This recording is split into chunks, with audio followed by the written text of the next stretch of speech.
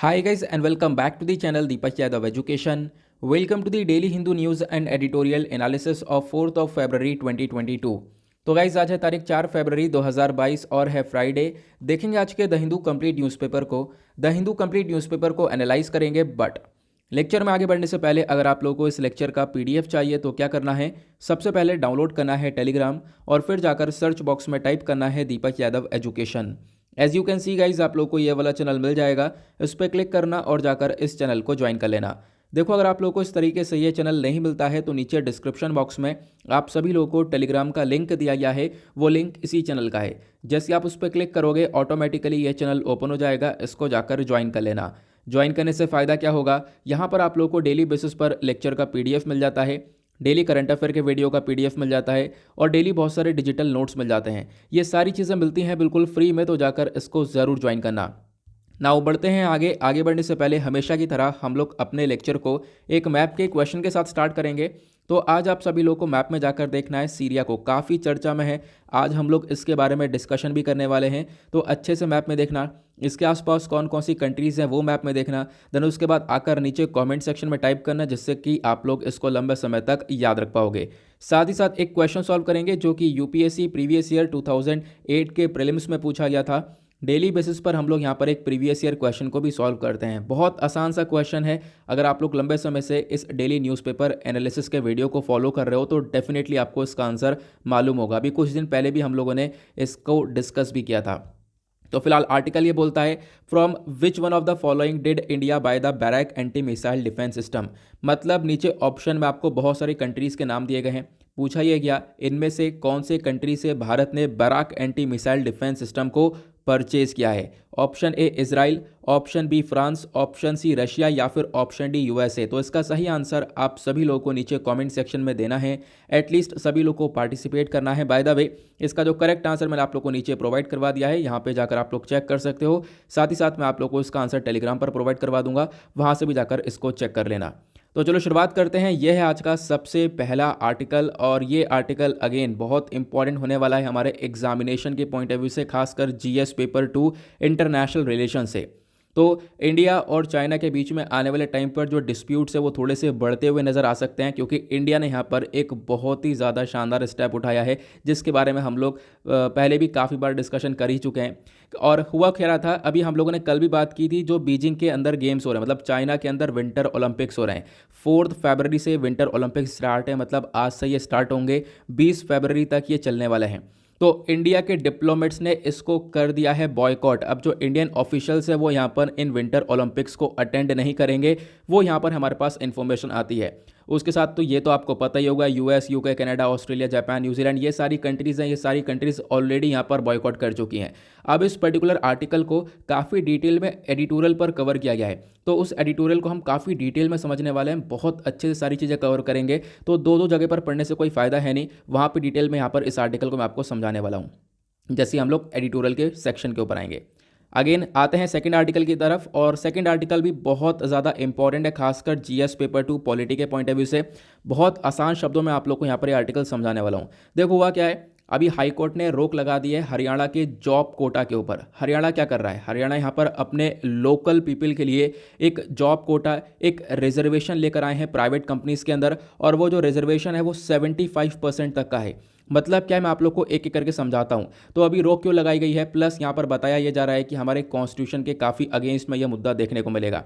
ठीक है, अब यहाँ पर मैंने आपको काफ़ी सारी इन्फॉर्मेशन प्रोवाइड करवा रखी है। वो इन्फॉर्मेशन कैसे मिलेगी, देखो आर्टिकल के ऊपर आपको येलो सा सिंबल नज़र आ रहा होगा। ठीक है, जैसे आप उस पर क्लिक करोगे ये सारा कॉन्टेंट नीचे से पॉपअप हो जाएगा, या आपके फ़ोन में ओपन हो जाएगा। फ़ोन, लैपटॉप, कहीं पर भी आप इस पर क्लिक करोगे अपना आप ओपन हो जाएगा। ठीक है, इसको आप लोग देख सकते हो और समझ सकते हो।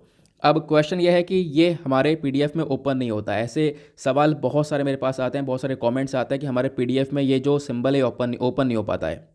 इसका एक सोल्यूशन क्या है, देखो सोल्यूशन ये है, आपको क्या करना है, फ़ोन में डाउनलोड करना है एडोब एक्रोबैट। क्या डाउनलोड करना है, एडोब एक्रोबैट ऐप को डाउनलोड कर लेना। ठीक है, उस ऐप में जैसे आप लोग इस पीडीएफ को ओपन करोगे, जैसे आप लोग टेलीग्राम पर जाओगे, पीडीएफ डाउनलोड करोगे, क्लिक करोगे, उसमें एक ऑप्शन आएगा कि भाई इस पीडीएफ को ओपन कर लो एडोब एक्रोबैट के अंदर। तो जैसे आप उस पर क्लिक करोगे ये पीडीएफ ओपन हो जाएगा। और ओपन होने के बाद यहाँ पर जो भी सिंबल्स हैं वो आप लोग को सामने दिखाई देंगे। जैसे ही क्लिक करोगे आपके पास सारी इन्फॉर्मेशन आ जाएगी, ठीक है। तो ये इसका छोटा सा सोल्यूशन है। बहुत सारे क्वेश्चन आ रहे थे और मतलब हो ये रहा था, पिछले 2-3 दिनों में मैं आप लोगों से ये बोलता था आज इसका सोल्यूशन बता दूंगा, और फिर वीडियो हम लोग कवर करते करते पढ़ते पढ़ते और वो सब मतलब भूल जाता था मैं कि यार इसका मतलब बताना था सोल्यूशन कि कैसे ओपन होगा। चलो फिलहाल तो मैंने आज आपको बता दिया है, आप लोग ट्राई करना, सबका ये जो है PDF ओपन हो जाएगा। तो अभी जो आर्टिकल है इसको आप लोग कैसे रिलेट कर सकते हो, मैंने आपको बताया GS पेपर 2 से प्लस GS पेपर 3 से भी रिलेट कर सकते हो, हाँ बिल्कुल। फिर उसके बाद ये न्यूज़ में क्यों था मैंने आप लोगों को बताया, और अभी न्यूज़ में क्यों आ चुका है ये भी आप लोग समझ चुके हो, क्योंकि हरियाणा के अंदर एक तरीके से ये लोग employment of local candidate act 2020 लेकर आ रहे हैं और बोला है कि देखो इसको हम लोग इम्प्लीमेंट कर देंगे 2022 के अंदर। लेकिन अभी हाई कोर्ट ने यहाँ पर इसके ऊपर रोक लगाया। रोक क्यों लगाया वो हम लोग अभी थोड़ी देर में समझने वाले हैं। पहले इस लॉ के बारे में जानो। इस लॉ के अंदर बोला क्या गया है, हरियाणा ने ये बोला कि जो लोकल पीपल हैं, मतलब हरियाणवी लोग हैं, हरियाणा के जो लोकल पीपल हैं, उनके लिए हरियाणा के अंदर जो भी प्राइवेट कंपनीज होंगी, उन कंपनीज के अंदर जो भी जॉब्स होंगी, और उन जॉब्स लगभग वो आप कह सकते हो 30,000 तक की जो भी जॉब होगी, ठीक है, या फिर जिस जॉब में 30,000 तक की जो सैलरी होगी, 30,000 या 30,000 से कम वाली जॉब्स, इनके अंदर 75% का रिजर्वेशन होगा। किन के लिए? हरियाणा के लोकल पीपल के लिए। मतलब जितने भी प्राइवेट कंपनीज होंगी या फिर जो भी फर्म्स होगी जिसमें 10 लोग हों या फिर 10 से ज़्यादा लोग हों, उन कंपनीज के अंदर, उन फर्म्स के अंदर 75% रिजर्वेशन लोकल पीपल के लिए होगा। मतलब 75% जो लोग होंगे वो हरियाणा के लोकल लोग ही वहाँ पर काम करेंगे, ऐसा यहाँ पे बोला गया। बाकी 25% के अंदर दूसरे राज्यों से लोग जा सकते हैं, लेकिन 75% तक लोकल पीपल वहाँ पर काम करने वाले हैं। ये यहाँ पर आप कह सकते हो ये एक तरीके से जॉब कोटा रिजर्वेशन दिया गया है हरियाणा के थ्रू, ठीक है। और सैलरी के बारे में ध्यान रखना, यहाँ पर एक सैलरी सेट करी गई है कि 30,000 तक की जो सैलरी है, 30,000 से कम या 30,000 तक की जो सैलरी है, इन्हीं वाली जॉब्स के अंदर ये 75% का रिजर्वेशन दिया गया है। क्लियर हुआ? अब इसी की वजह से काफ़ी विवाद उठा। अब जो ये जॉब है, ये जॉब कहीं पर भी प्रोवाइड करवाई जाएगी, चाहे वो company, society, trust, limited liability, partnership, कुछ भी हो सकता है जो भी हरियाणा के अंदर सिचुएटेड है, उन सभी के ऊपर यहाँ पर ये लॉ अप्लाई होगा, उन सभी के ऊपर यहाँ पर ये एक तरीके से एक्ट इम्प्लीमेंट होगा, ऐसा यहाँ पर बोला गया था। क्लियर हुआ? अब इससे हुआ क्या, अब इस मूव से एक तरीके से काफ़ी सारी कंपनीज भी नाराज़ हो गई, और यहाँ पर आप कह सकते हो कंपनीज का कहना यह था कि अब हमारे पास टैलेंट नहीं आएगा, ठीक है। अब देखो जो अलग अलग राज्यों से टैलेंट आ रहा था या फिर जो दूसरे राज्यों से लोग आ रहे थे जॉब्स करने के लिए, वो टैलेंट यहाँ पर नहीं आ पाएगा, क्योंकि 75% तो आपने रिजर्वेशन अपने लोकल पीपल को खुद दे दिया है। तो यहाँ पर इसको लेकर काफ़ी विवाद भी देखने को मिला, और बोला गया जो लॉ है ये यहाँ पर एप्लीकेबल रहेगा आने वाले 10 साल तक। 10 साल तक यहाँ पर इसको इम्प्लीमेंट किया जाएगा, ये भी यहाँ पर मेंशन किया गया, ठीक है। फिर साथ ही साथ यहाँ पर मैंडेटरी कर दिया गया कि जितने भी यहाँ पर जो एम्प्लॉयज़ हैं जिनको भी रजिस्टर किया जाएगा, जिनकी जो वेज है वो 30,000 रहेगी, मतलब जो भी एम्प्लॉयज़ रहने वाले हैं उन सबको एक पोर्टल के ऊपर रजिस्टर किया जाएगा, ठीक है। एक ऑफिशियल वेबसाइट बनाई जाएगी, उसके ऊपर रजिस्टर किया जाएगा, जो कि हमारे लिए कुछ खास इंपॉर्टेंट पॉइंट है नहीं, ठीक है। फिलहाल ये भी बताया गया अगर कोई प्राइवेट कंपनी इसको फॉलो नहीं करती है, मतलब कोई भी यहाँ पर कंपनीज जो है इस एक्ट को फॉलो नहीं करती हैं, तो यहाँ पर एक पनिशेबल ऑफेंस है, डेफिनेटली उनको पनिशमेंट भी फेस करना होगा। ये सारी बातें यहाँ पे बता दी गई।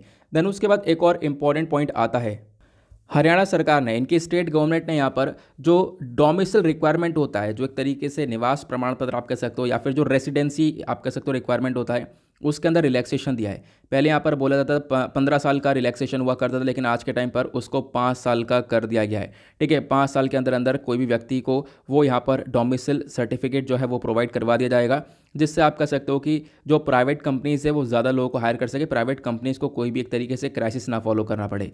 तो ये सारी चीज़ें यहाँ पर बताई गई। एक चीज़ और ध्यान रखना, जैसे मैंने आप लोगों को बताया कि जितने भी जॉब्स के अंदर कोटा है वो 30,000 जिनकी सैलरीज है या 30,000 से यहाँ पर कम वाली जॉब्स हैं, उनके अंदर 75% का रिजर्वेशन रखा गया है, ठीक है। बाकी 25% कोई भी दूसरे राज्य का आकर काम कर सकता है, लेकिन 30,000 से ऊपर सैलरी वाली जो भी जॉब्स होंगी उनके अंदर रिजर्वेशन नहीं है, ठीक है। लेकिन ये यहाँ पर सेट किया गया हरियाणा के थ्रू, जिसको आज के टाइम पर रोकने की कोशिश भी की जा रही है हाईकोर्ट के थ्रू, ठीक है। अब कंसर्न क्या दिखाया गया, देखो चिंता वाली बात यह है कि जैसे यहाँ पर ये रिजर्वेशन रखा गया, जो भी कंपनीज है उनका कहना यह था कि देखो हमारे पास कोई टैलेंट आएगा नहीं। जो भी इन्वेस्टर्स हैं उन इन्वेस्टर्स का कहना यह है कि अब जब टैलेंट आएगा नहीं तुम्हारे पास, कंपनीज जो है काफ़ी घबरा चुकी हैं इन सब चीज़ों से, तो उसमें कंपनीज में इन्वेस्टमेंट भी नहीं आएगा, कोई पैसा नहीं लगाएगा। तो इसी वजह से यहाँ पर आप कह सकते हो जो मल्टीनेशनल इन्वेस्टर्स, डोमेस्टिक इन्वेस्टर्स है, उन्होंने यहाँ पर उस पर्टिकुलर एरिया के अंदर आप कह सकते हो कि इन्वेस्टमेंट करने से बचने की सोच रखी है कि हम लोग वहाँ पर उस पर्टिकुलर एरिया के अंदर इन्वेस्टमेंट नहीं करने वाले। तो ये चीज़ें यहाँ पर देखने को मिली, कहीं ना कहीं जो इन्वेस्टर्स हैं वो यहाँ से उनका एक्सोडस देखने को मिलेगा, मतलब वो इन्वेस्टर्स यहाँ से निकल जाएंगे इस एरिया से। सबसे बड़ी दिक्कत ये होगी। प्लस यहाँ पर बताया गया कि अगर ऐसा काम होता है तो अगेन ये हमारे संविधान के अगेंस्ट में है, क्योंकि जो हमारा कॉन्स्टिट्यूशन है वो हमें काफ़ी सारे आर्टिकल्स के थ्रू बहुत सारे आप कह सकते हो हमें राइट्स देता है, और इन राइट्स का उल्लंघन होगा अगर यहाँ पर ये पूरी तरह से लॉ इंप्लीमेंट होता है। तो जैसे कि आर्टिकल 14 के बारे में बात करें तो article 14 equality before the law के बारे में बात करता है। ठीक है, आप कह सकते हो इक्वालिटी यहाँ पर एक तरीके से कहीं ना कहीं वॉयलेट होती हुई नजर आएगी। उसका आर्टिकल 15 बात करता है guards against discrimination based on place of birth, यानी कि जो प्लेस ऑफ बर्थ, यानी कि आप कह सकते हो प्लेस ऑफ बर्थ के बेसिस पर जो भेदभाव होता है उसके अगेंस्ट में आर्टिकल 15 प्रोटेक्शन देता है। उसका आर्टिकल 16 भी यहाँ पर ये काम करता है, गारंटी देता है कि कोई भी यहाँ पर बर्थ प्लेस को लेकर कोई भेदभाव ना हो, खासकर पब्लिक एम्प्लॉयमेंट के अंदर। फिर आर्टिकल 19 हो गया। आर्टिकल 19 यहाँ पर इंश्योर करता है कि कोई भी व्यक्ति आराम से हमारे पूरे टेरिटरी ऑफ इंडिया के अंदर मूव कर सकता है। कुछ एक्सेप्शंस भी है इसके अंदर, बट यहाँ पर समझने के लिए आप इतना समझ सकते हो कि कोई भी सिटीजन यहाँ पर टेरिटरी ऑफ इंडिया के अंदर मूव कर सकता है फ्रीली, हम लोग इधर से उधर जा सकते हैं आराम से। तो ये सारे राइट्स हम लोग को हमारे कॉन्स्टिट्यूशन के जो आर्टिकल्स हैं वो प्रोवाइड करवाते हैं। लेकिन हो क्या रहा है, कहीं ना कहीं इन सारी चीज़ों की वजह से जो हरियाणा का जो जॉब कोटा है इस पर्टिकुलर थिंग की वजह से यहाँ पर हो ये रहा है कि कहीं ना कहीं इन कॉन्स्टिट्यूशनल आर्टिकल्स का वॉयलेशन होता हुआ नजर आएगा। ठीक है, तो ये यहाँ पर आपको देखने को मिलेगा। हालांकि रोक लगा दी गई है, रोक लगाने के बाद भी यहाँ पर जो हरियाणा के डेप्यूटी चीफ मिनिस्टर हैं इनका कहना यह है हम लोग कंटिन्यू करेंगे अपने एम्प्लॉयमेंट अपॉर्चुनिटीज़ को से लड़ने के लिए। ठीक है, जो भी हरियाणवी के यूथ हैं उनके लिए यहाँ पर इसको इम्प्लीमेंट किया जाएगा, तो इसके लिए यहाँ पर ये लोग फाइट करने वाले हैं। आई होप आप लोगों को ये समझ में आ चुका है। तो आर्टिकल बहुत बहुत इंपॉर्टेंट है और आने वाले टाइम पर काफ़ी ज़्यादा चर्चा में यह होने वाला है। अच्छा, अब आप लोगों से एक सिंपल सा क्वेश्चन यहाँ पर मैं पूछना चाहूँगा, वो यह है कि आप कितने फेवर में हो कि हाँ बिल्कुल ऐसा यहाँ पर एम्प्लॉयमेंट अपॉर्चुनिटीज़ होनी चाहिए, बिल्कुल यहाँ पर ऐसा रिजर्वेशन होना चाहिए। आप लोग क्या सोचते हो कि कितने फेवर में हो कि यहाँ कौन कौन सोचता है कि बिल्कुल सही है ऐसा करना, या कौन कौन सोचता है सही नहीं है, या फिर कोई एक दूसरा रास्ता भी हो सकता है। ठीक है, एक दूसरा रास्ता भी इसका हो सकता है जिसके रिगार्डिंग यहाँ पर आप कह सकते हो एक हम लोग वे फॉरवर्ड लेकर चल सकते हैं। तो वो दूसरा रास्ता क्या हो सकता है, तो आप लोग नीचे कमेंट सेक्शन में यहाँ पर ज़रूर टाइप करना। देखेंगे यहाँ पर कौन कौन क्या क्या आंसर करता है, कौन कौन कितना कितना दूर तक सोचता है। आगे बढ़ते हैं नेक्स्ट आर्टिकल की तरफ। उसका अगला आर्टिकल बहुत बहुत इंपॉर्टेंट, इसको हम लोग बिल्कुल भी इग्नोर नहीं कर सकते। पता है रिसेंटली टाइम्स ऑफ इंडिया के अंदर जो एडिटोरियल्स आते हैं, जो ओपिनियन पेज आते हैं, वहाँ पर इस आर्टिकल को कवर किया गया था। और थोड़े दिनों पहले द हिंदू न्यूज़पेपर के अंदर एडिटोरियल आया था। फिर उसके बाद इंडियन एक्सप्रेस के अंदर एक्सप्लेन पेज पर यह आर्टिकल कवर हो चुका है। बहुत ज़्यादा इंपॉर्टेंट आर्टिकल हो चुका है क्योंकि देश भर में इसके बारे में चर्चा हो रही है। वो है केरला का सिल्वर लाइन प्रोजेक्ट। ठीक है, अभी रिसेंटली भी चर्चा में था और ये फिर से चर्चा में आ चुका है। हालांकि हो क्या रहा है, इसको लेकर काफ़ी प्रोटेस्ट देखने को मिल रहा है, बहुत ज़्यादा प्रोटेस्ट हो रहा है, लोग यहाँ पर इसको अपोज कर रहे हैं। लेकिन अपोज करने के बाद भी जो केरला गवर्नमेंट है वो इसको इम्प्लीमेंट कर रही है, इसको लागू कर रही है। तो अपने आप में एक बहुत बड़ा कंसर्न बन चुका है केरला का सिल्वर लाइन प्रोजेक्ट। तो इसी को लेकर अभी भी यहाँ पर बातचीत की गई है। जो केरला के फाइनेंस मिनिस्टर हैं क्लेम करते हैं कि देखो यहाँ पर जो केरला का सिल्वर लाइन प्रोजेक्ट है, ठीक है, यहाँ पर इसको अप्रूवल मिल रहा है, लेकिन आप कह सकते हो कहीं ना कहीं जो पब्लिक्स हैं उनको यहाँ पर मिसलीड किया जा रहा है। ठीक है, और यहाँ पर आप कह सकते हो कि पब्लिक लगातार प्रोटेस्ट कर रही है। पब्लिक किस चीज़ को लेकर प्रोटेस्ट कर रही है मैं अभी आप लोगों को थोड़ी देर बाद बताऊँगा। ठीक है, थोड़ी देर में बताने वाला हूँ कि एग्जैक्टली क्या होने वाला है। तो अभी फिलहाल प्रोटेस्ट वगैरह होने के बावजूद भी लोग पूरी तरह से ओपोज कर रहे हैं। बहुत सारे हम लोगों ने रिपोर्ट्स डिस्कस करी हैं और बहुत सारी चीज़ें आ चुकी हैं जो कि बताती हैं कि बिल्कुल इस प्रोजेक्ट की वजह से अगर फ़ायदा है तो नुकसान भी काफ़ी सारा है, लेकिन उसके बाद भी यहाँ पर इसको इम्प्लीमेंट किया जा रहा है। मैं आप लोगों को बताता हूँ ओवरव्यू, क्योंकि आर्टिकल तो हमारे लिए इंपॉर्टेंट बिल्कुल भी नहीं होगा। आर्टिकल के अंदर जो चीज़ें मेंशन है हमारे लिए बिल्कुल भी खास बात नहीं है, बिल्कुल भी इंपॉर्टेंट नहीं है, खासकर एग्जामिनेशन के पॉइंट ऑफ व्यू से। लेकिन इस प्रोजेक्ट के बारे में डेफिनेटली आपको पता होना चाहिए। इस आर्टिकल को आप लोग रिलेट कर सकते हो जीएस पेपर 2 से। हमारे सिलेबस में टॉपिक्स हैं government policies issues arising out of their implementation करके, तो अपने सिलेबस में आप लोग देख पाओगे, ये मिल जाएगा आपको। तो इस आर्टिकल का एग्जैक्टली आप कह सकते हो कॉन्टेक्स्ट क्या है, तो कॉन्टेक्स्ट ये है कि लगातार प्रोटेस्ट चल रहा है, उसके बाद भी यहाँ पर जो ये सिल्वर लाइन प्रोजेक्ट है इसको सरकार इंप्लीमेंट कर रही है, इंप्लीमेंट करने में लगी हुई है।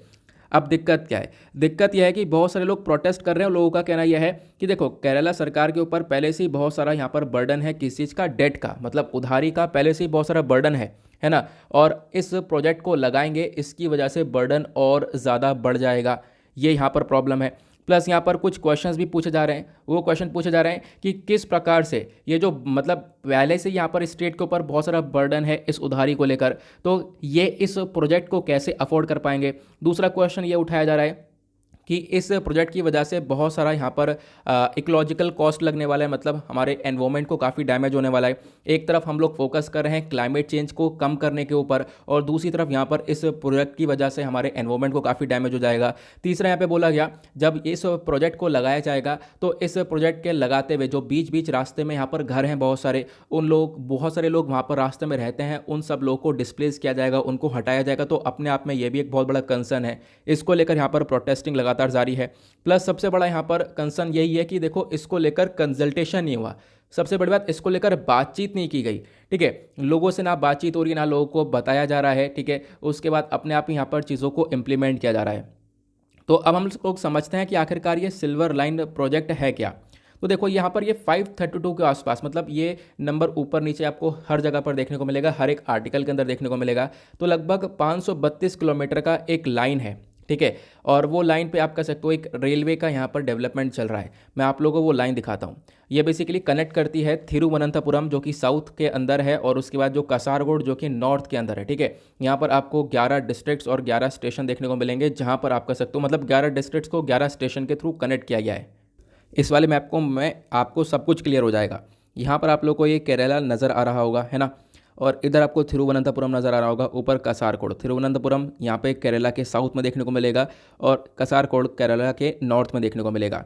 तो इन्हीं को डिस्ट्रिक्ट्स को कनेक्ट करने के बारे में चर्चा की गई है एक रेलवे लाइन से। ठीक है, और यही रेलवे लाइन यहाँ पर बताई जाती है 532 किलोमीटर की है। देखो ये ऊपर नीचे आप देख पाओगे, वेरियस आर्टिकल्स पब्लिश होते हैं, रोज़ाना पब्लिश हो रहे हैं, उन सभी के अंदर ये ऊपर नीचे अमाउंट आ रहा है। लेकिन विकीपीडिया 532 किलोमीटर्स की लाइन बताता है, तो मैं आप लोग को ये बता रहा हूँ।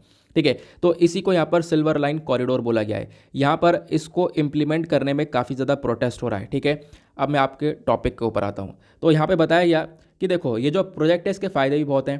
पहली बात आपको समझ में आ गया ये प्रोजेक्ट क्या है। मैंने आप लोग को ये बता दिया कि एक लाइन बनाई जा रही है, यहाँ पर रेलवे लाइन को क्रिएट किया जा रहा है। अब बोला जा रहा है इसके फ़ायदे हैं। मैं आपको पहले फ़ायदे बताता हूँ, फिर बताता हूँ कि हाँ इसके नुकसान क्या है। तो क्योंकि आप लोगों को चीज़ों को मैनेज करके चलना पड़ेगा। एक टॉपिक आपने पढ़ा है, उस टॉपिक के आपको एडवांटेजेस और डिसएडवांटेजेस और साथ ही साथ इशू क्या है वो पता होना चाहिए। देखो कभी भी टॉपिक पढ़ ले हो, चाहे वो आपके प्रीलिम्स के लिए हो चाहे वो मेंस के लिए हो, कोई भी इशू अगर न्यूज़ में आया है तो उस इशू के एडवांटेजेस क्या हो सकते हैं, डिसएडवांटेजेस क्या हो सकते हैं, प्लस उसका कॉन्टेक्स्ट क्या है, क्यों न्यूज़ में है, इतना पता होना काफ़ी रहता है। उसके बाद हम लोग यहाँ पर मेंस में भी क्वेश्चन लिख सकते हैं, और आराम से यहाँ पर हम लोग प्रीलिम्स को भी टैकल कर सकते हैं। तो यहाँ पे जो प्रोजेक्ट है इसके फीचर तो ये हैं कि इसके अंदर यहाँ पर एक इलेक्ट्रिकल मल्टीपल यूनिट टाइप यहाँ पर ट्रेन देखने को मिलेंगी। ठीक है, और जिसमें यहाँ पर एक ट्रेन होगी जिसके अंदर 9 डब्बे होंगे, उसको बढ़ाकर हम लोग 12 कर सकते हैं, 12 कर सकते हैं। और ये जो 9 डब्बों का एक पूरा का पूरा ये ट्रेन देखने को मिलेगी। इसके अंदर जो मैक्सिमम पैसेंजर्स की कैपेसिटी है वो 675 के आसपास देखने को मिल जाएगी, ऐसा बताया गया। प्लस इस ट्रेन की जो स्पीड है वो खास बात है, ये जो ट्रेन है ये 220 किलोमीटर पर आवर की स्पीड पे रन कर सकती है। तो अपने आप में ये बहुत इंपॉर्टेंट है। इससे क्या होगा, जो घंटों में पहले रास्ता कवर हो रहा था वो कुछ ही घंटों के अंदर यहाँ पर पूरा हो जाएगा। ठीक है, यहाँ पे बताया गया पहले इस रास्ते के अंदर लगभग 12 घंटे लगते थे। अगर यहाँ पर थिरुवनंतपुरम से कासारकोड जाना है तो उसमें 12 घंटे लगते थे। अब यहाँ पर इस ट्रेन के माध्यम से जैसे ये प्रोजेक्ट इम्प्लीमेंट हो जाएगा तो इससे क्या होगा, इससे यहाँ पर उन 12 घंटों को कम करके 4 घंटे में ये पूरा हो जाएगा। मतलब 4 घंटे में इंसान इधर से उधर ट्रैवल कर सकता है। तो टाइम सेविंग यहाँ पर बताया जा रहा है, काफ़ी टाइम सेविंग है। प्लस उसके बाद यहाँ पर होता क्या है, जब ये प्रोजेक्ट नहीं है तो इस प्रोजेक्ट के ना होने की वजह से आप कह सकते हो कि जो ट्रैफिक है वो बहुत ज़्यादा है। रोड्स के ऊपर ट्रैफिक काफ़ी ज़्यादा देखने को मिलता है, क्योंकि वहाँ पर जो अभी जो कनेक्टिविटी है वो कनेक्टिविटी ज़्यादा कुछ अच्छी है नहीं, बहुत स्लो ट्रेन की स्पीड रहती है। ठीक है, जो आज के टाइम पर ज़्यादातर ट्रेन चलती हैं उस वाले रीजन के ऊपर वो लगभग 45 किलोमीटर पर आवर की स्पीड से चलती हैं, क्योंकि वहाँ पर काफ़ी कर्व्स बेंड्स वगैरह है। इसी की वजह से काफ़ी धीरे ट्रेन चलती है। इसी वजह से लोग प्रेफर करते हैं कि हम लोग अपने पब्लिक ट्रांसपोर्ट की वजह से जाएँ, मतलब रोड के माध्यम से चले जाएं। तो ये लोग यहाँ पर डिसाइड कर रहे हैं। तो इसकी वजह से यहाँ पर रोड्स के ऊपर काफ़ी ट्रैफिक वगैरह रहता है। ठीक है, अब ट्रैफिक रहता है तो डेफिनेटली एक्सीडेंट्स वगैरह भी काफ़ी होते हैं। तो क्या होगा, अब जब ये प्रोजेक्ट इंप्लीमेंट होगा तो ट्रैफिक कम होगा, ट्रैफिक कम होगा तो साथ ही साथ यहाँ पर एक्सीडेंट्स वगैरह भी रिड्यूस होते हुए नजर आएंगे। क्लियर हुआ? तो इस प्रोजेक्ट के आपको फीचर्स पता चल गए। नाउ अब केरला सिल्वर लाइन प्रोजेक्ट के यहाँ पर फायदे क्या क्या है मैं आप लोगों को बताता हूँ। हाँ, फीचर में भी इशूज़ क्या हैं। हाँ, मतलब इसके नुकसान क्या क्या है मैं आप लोगों को ये बताता हूँ। पहला नुकसान यहाँ पर लोगों का कहना यह है, इसके अंदर बहुत सारे पैसे की ज़रूरत पड़ने वाली है, एक ह्यूज कैपिटल रिक्वायरमेंट यहाँ पर रहने वाली है, और पहले से यहाँ पर स्टेट के ऊपर काफ़ी सारा डेट है, काफ़ी सारा उधार है। कोविड-19 में सिचुएशन और बेकार हुई, तो अब यहाँ पर आप कह सकते हो इसको रिक्वायरमेंट करने के लिए और पैसे की अमाउंट की ज़रूरत पड़ेगी। प्लस दूसरा इशू है डिस्प्लेसमेंट ऑफ फैमिलीज, मतलब कि इस रास्ते में बहुत सारी फैमिलीज देखने को मिलेंगी, लगभग 30,000 के आसपास परिवार यहाँ पर उस पर्टिकुलर एरिया के अंदर रहते हैं। तो हो क्या क्या, जब इस प्रोजेक्ट को इम्प्लीमेंट किया जाएगा तो उन लोगों को वहाँ से डिस्प्लेस करना पड़ेगा, उनको हटाना पड़ेगा। और साथ ही साथ तीसरा इशू दिखाया गया लोग के थ्रू, इकोलॉजिकल डैमेज। यहाँ पर एनवायरमेंट को काफ़ी बड़ा नुकसान पहुँचने वाला है, ऐसे यहाँ पे बताया गया, क्योंकि बहुत सारे वेटलैंड्स, बहुत सारे पैडी फील्ड, बहुत सारे हिल पहाड़ों को, इन सबको काटना पड़ेगा, और इसके माध्यम से आप लोग यहाँ पर इस पूरे रूट को बनाने वाले हो, तो इससे काफ़ी सारे एनवायरमेंट कंसर्न्स भी देखने को मिल जाता है। क्लियर हुआ? आई होप आप लोग यहाँ पर इस सिल्वर लाइन प्रोजेक्ट को अच्छे से समझ चुके हो। इन्फॉर्मेशन जितनी भी है, नोट्स वगैरह, वो सब आपको अवेलेबल करवा दिया गया है पीडीएफ में। इसको पीडीएफ को डाउनलोड करोगे, सब आपको यहाँ पर मिल जाएगा। ठीक है, आगे बढ़ते हैं अगले आर्टिकल पर। ना उसके बाद आप देख पा रहे होंगे यहाँ पे सारी पॉलिटिक्स से भरी हुई न्यूज़ चल रही हैं, और पॉलिटिक्स की जितनी भी न्यूज़ हैं हमारे लिए बिल्कुल भी इंपॉर्टेंट है नहीं। अब यहाँ पर एक इशू आता है ये वाला, ये बहुत इंपॉर्टेंट आर्टिकल हो जाता है हमारे एग्जामिनेशन के पॉइंट ऑफ व्यू से। बात की गई है चंद्रयान 3 को हम लोग लॉन्च करने वाले हैं अगस्त 2022 के अंदर, मतलब इसी साल अगस्त के महीने में चंद्रयान 3 को यहाँ पर हम लोग लॉन्च करेंगे। ठीक है, और अपने आप में बहुत इंपॉर्टेंट यहाँ पर ये हमारे लिए मिशन रहने वाला है। आपको पता होगा चंद्रयान 2 हम लोगों ने लॉन्च किया था 2019 के अंदर, वो सक्सेसफुल नहीं हो पाया था। ठीक है, कुछ जो हमारी लैंडिंग थी वो लैंडिंग प्रॉपरली मून के ऊपर हो नहीं पाई थी, और उस मतलब उस अनकंफर्टेबल लैंडिंग की वजह से जो कनेक्टिविटी वो टूट गई थी, सभी लोगों को मालूम है। उसी के बारे में यहाँ पे बताया गया, मैं आप लोगों को बताता हूँ, थोड़ा बहुत इसका ओवरव्यू देता हूँ। बहुत कुछ इस आर्टिकल के अंदर जानने के लिए, हम लोग उनको सीखेंगे काफ़ी डिटेल में। तो बात क्या की गई है, इंडिया यहाँ पर प्लान कर रहा है कि चंद्रयान 3 मिशन को हम लोग इम्प्लीमेंट करेंगे, एग्जीक्यूट करेंगे इसी अगस्त के महीने से। और बोला गया इसके लिए जो हमारी मतलब सरकार वगैरह, उन्होंने यहाँ पर पूरी तरह से शेड्यूल कर दिया है, और पहली बार ऐसा हुआ है कि हम लोगों ने काफ़ी लंबे समय पहले एग्जैक्टली महीना ही बता दिया कि इस महीने में हम लोग यहाँ पर इस मिशन को लॉन्च करने वाले हैं। और ऑब्वियसली चंद्रयान 3 मिशन यहाँ पर क्या है, ये एक तरीके से चंद्रयान 2 ही पार्ट देखने को मिलेगा। चंद्रयान 2 गया, उसका चंद्रयान 3 यहाँ पर इसका देखने को मिल जाएगा। क्लियर हुआ? फिर उसके बाद यहाँ पर बताया गया चंद्रयान 2 के बारे में, जो 2019 में लॉन्च किया गया था, कि वो चंद्रयान 2 यहाँ पर कैसे फेल हुआ, उसके बारे में यहाँ पर ये सारी बातें बताई गई हैं। देखो, पूरा वो फेल भी नहीं हुआ था, क्योंकि ऑर्बिटर है वो आज के टाइम तक वर्क कर रहा है, और उस ऑर्बिटर के माध्यम से हम लोग बहुत सारी इन्फॉर्मेशन ले रहे हैं। ठीक है, फेल क्या हुआ था, चलो मैं आप लोगों को थोड़ा सा बता देता हूँ उसके बारे में। इंपॉर्टेंट आर्टिकल है, अब इसके बारे में सारी जानकारी दी ही गई है, तो मैं आप लोगों को बता देता हूँ। पहली बात तो जो चंद्रयान 3 मिशन होने वाला है, ये आपको पता चल गया। हाँ, चंद्रयान 2 के बाद जो चंद्रयान 3 है वो यहाँ पर यही देखने को मिलेगा। हालांकि चंद्रयान 3 जो है बेसिकली वो चंद्रयान 2 की तरह ही रहने वाला है, 2 वाले की तरह ही रहने वाला है, लेकिन इसके अंदर कुछ डिफरेंसेस होंगे। वो डिफरेंसेस क्या होंगे मैं आपको समझाता हूँ। जब हम लोग चंद्रयान 2 के बारे में बात करते हैं, जिसको 2019 में लॉन्च किया गया था, यहाँ पर एक हमें सॉफ्ट लैंडिंग करवानी थी मून के ऊपर। ठीक है, चंद्रमा के ऊपर एक सॉफ्ट लैंडिंग करवानी थी, वो सॉफ्ट लैंडिंग हो नहीं पाई थी, और उस अनकंफर्टेबल लैंडिंग की वजह से कनेक्टिविटी टूट गई थी। ठीक है, फिर उसके बाद यहाँ पर बताया गया, देखो हम लोगों ने जो चंद्रयान 2 वाला मिशन था, उसमें हम लोगों ने ऑर्बिटर भेजा था, ऑर्बिटर के साथ विक्रम, और विक्रम के साथ यहाँ पर लैंडर, और लैंडर के साथ यहाँ पर एक रोवर। ठीक है, ये 4 चीज़ें थी, ऑर्बिटर, विक्रम, लैंडर, रोवर। यहाँ पर आपको ये 4 चीज़ें देखने को मिल जाएंगी। अरे यार, मैंने क्या बोल दिया, ये लैंडर रोवर देखने को मिल जाएगा, मतलब जो विक्रम है वो यहाँ पर उसी लैंडर को नाम दिया गया है। ठीक है, देन उसके बाद यहाँ पर मैं आपको और बताता हूँ। तो 4 चीज़ें नहीं थी, 3 चीज़ें थी, ध्यान रखना। एक कौन सा हो गया, एक ऑर्बिटर था जो कि यहाँ पर ऑर्बिट करेगा मून को, दूसरा यहाँ पर लैंडर जो कि यहाँ पर मून के ऊपर लैंड होगा, और तीसरा रोवर जो कि यहाँ पर ये जो लैंड हुआ है इसके अंदर से यहाँ पर रोवर निकलेगा। तो ऐसे यहाँ पर ये प्रोसेस बताया गया था। मैंने यहाँ पर एक पिक्चर आपके लिए लगा रखा है ना, इस वाले पिक्चर को देखो, एक GIF लगा रखा है। यहाँ पर क्या था, ये यहाँ पर लैंडर है, ठीक है, जो कि लैंड हुआ मून के ऊपर। इसमें से ऐसे रोवर निकलना था, ये रोवर निकल कर क्या करना था, मून के ऊपर घूमना था। लेकिन हुआ क्या, ये जब लैंडर लैंड हुआ धीरे धीरे, तो यहाँ पर सही से लैंड नहीं हो पाया, थोड़ा सा यहाँ पर तेज़ी से लैंड हो गया, जिसकी वजह से कनेक्टिविटी टूटी। क्लियर हुआ? तो ये आपको लैंडर और रोवर इसके अंदर से निकलेगा, ये समझ में आया। मैं इसको ऊपर इतना जोर क्यों दे रहा हूँ, क्योंकि जो चंद्रयान 3 होने वाला है, जिसको हम लोग अगस्त में लॉन्च करेंगे, यहाँ पर भी हम लोग इन्हीं दोनों चीज़ों को लॉन्च करने वाले हैं। इसमें भी लैंडर होगा और रोवर होगा, इसमें भी यही दोनों चीज़ें होंगी। ठीक है, तो इसी वजह से मैं यहाँ पे इसके ऊपर इतना फोकस कर रहा हूँ, क्योंकि हमने चंद्रयान 2 के अंदर तो ऑर्बिटर भी भेजा था, ठीक है, जो कि यहाँ पर मून के इधर उधर ऑर्बिट कर रहा है। लेकिन हम लोग यहाँ पर जो चंद्रयान 3 है उसके अंदर ऑर्बिटर नहीं भेजेंगे, सिर्फ और सिर्फ दो चीज़ें भेजेंगे, एक लैंडर जो कि अभी यहाँ पर ये लैंड हुआ, और उसके बाद इसके अंदर से जो निकलेगा ये निकल के आया ये रोवर। तो इसी वजह से इसके ऊपर मैं इतना जोर दे रहा हूँ, तो ध्यान से इसके बारे में समझ लेना, ठीक है। आई होप आप लोगों को यहाँ पर ये भी क्लियर हो चुका है, मैंने आपको सारी इन्फॉर्मेशन दे दी है। फिर उसके बाद बताया गया कि जो हम लोगों ने अपना चंद्रयान 2 लॉन्च किया था 2019 के अंदर, यहाँ पर हम लोगों ने GSLV Mark 3 का इस्तेमाल किया था। अब GSLV क्या है, तो बहुत सारे लोग पूछते हैं GSLV और PSLV हमें कभी समझ में नहीं आ पाता है। तो देखो काफ़ी सारे मैसेज है, अब यहाँ पर आर्टिकल चर्चा में आया ही है, तो मैं आप लोगों को GSLV PSLV बता ही देता हूँ है क्या यहाँ पर ये GSLV और PSLV, हमेशा याद रखना इसको, ठीक है। और यहाँ पर बेसिकली दोनों आपको ये मिसाइल सिस्टम देखने को मिलेंगे। यहाँ पर ये सैटेलाइट लॉन्चर है, हाँ मिसाइल सिस्टम कह रहा हूँ, सैटेलाइट लॉन्चर, ये क्या करते हैं अंतरिक्ष में ले जाकर हमारी सैटेलाइट्स को लॉन्च करते हैं, ठीक है। तो PSLV और GSLV में आखिरकार क्या डिफरेंस होता है, मैं आप लोगों को एक छोटा सा ओवरव्यू देता हूँ ताकि आप लोग समझ जाओगे, ठीक है। PSLV क्या होता है, यहाँ पर आप देख पाओगे PSLV साइज में थोड़ा सा छोटा लग रहा है as compared to the GSLV, और जो GSLV Mark 3 है वो तो और तगड़ा है, इसमें जो बूस्टर्स हैं और बड़े बड़े लगे हैं।